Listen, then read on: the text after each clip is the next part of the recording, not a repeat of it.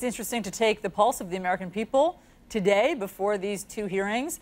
ABC News, Washington Post has a new poll out just this morning. Why did President Trump fire James Comey? 61% of respondents say to protect himself.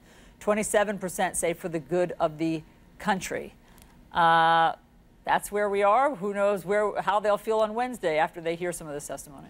Yeah, and remember, that's far from the only negative poll number out there for Donald Trump. His approval rating, which has never been stellar, it's been in sort of the low to at best mid-40s. It's been in the 30s, high 30s for the last couple of weeks. I can't imagine this week is going to help that.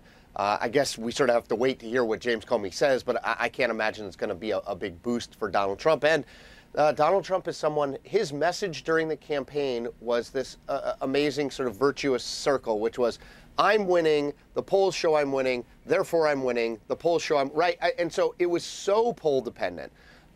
He has not tweeted about polling since April 24th. And he did it on that day solely to bash polling that suggested he wasn't doing well, saying the polls were wrong in the 2016 election, which I will note, they were not necessarily wrong. They showed Hillary Clinton winning by 2 to 3 points. Guess what? She won the popular vote by 2 to 3 points.